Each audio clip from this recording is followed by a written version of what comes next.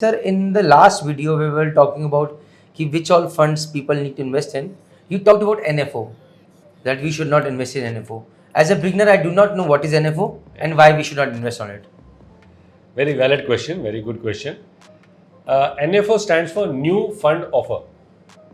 So what happens is that sometimes a new fund house comes out.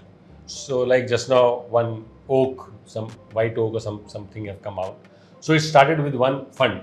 So this fund, they keep open for a period of 10 to 15 days and they collect money. And when that period closes, that time they use that money to buy whatever purpose they had taken out the NFO for. And then it is called that particular mutual fund, which is open for continuous purchase and sale. So now what happens is when it is collecting money from different people, it incurs some expenses as a new fund that is up to 5%. Now this 5% has to be paid from the initial investors who have invested in it, not the people who will invest afterwards. Another thing is that people confuse NFO with IPO of companies. IPO, you must be knowing, initial public offer. Right, sir. That everybody knows. Now what happens is that at an established company, a running business, when it wants to monetize its business, it wants to collect money, so it says, I am giving out so many shares of my company to people. The face value is 10 rupees, but I am giving it a premium of 490. That means I am giving my share at 500 rupees. So it collects 490 and the promoter keeps it with himself. That is his incentive of starting a business and running it for so many years and bringing it this level. But when you are getting a share, you're getting a company which has a running business, a revenue stream and profit and tax which it is paying to the company. But in an NFO, it is not like that. In an NFO, he is keeping a minimum ticket size of 5,000 rupees and is giving you one unit at 10 rupees. But it is not necessary that when he will open this NFO after 15 days to public, it will be valued at 10. It is possible it will be 9.7. It will be 9.4. And this is because of a reason. Because when he has opened it for public now, he is not really having anything. He has not bought any shares. He has not invested it anywhere. It is just in the air. He has money.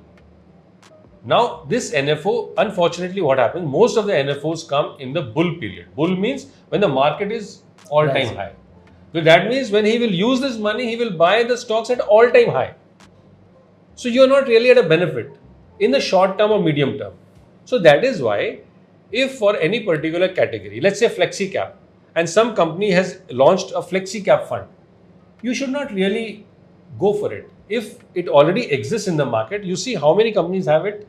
Out of this, how many companies have it for more than 10 years? And what is the asset under management? And out of this, how many have been steady? Means they may not have been number one, but if they have been 5 to 13, or they have managed to stay in the top 25% of the top quartile, we call quarter and quartile. So if they manage to stay in that, it is good. You can invest in that.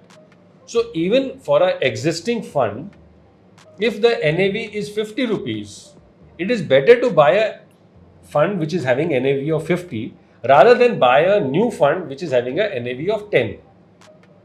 Because for 50, he has some assets, he has some companies under it. Whereas a person who is giving it for 10 rupees has nothing. So in this 10 and 50 have no meaning. The meaning is that how much have you invested and is it a good fund or not. So that is what NFO is. That is why I always insist without rule, even in the book, if people have been able to get their hands on the book, the first rule of investing, the 8th chapter is Golden Rules of Investing. The first thing is no NFO. First rule. No NFO. No NFO. Okay, with this we'll end this session and start with another important topic. Thank you very much. Jai Mata Di.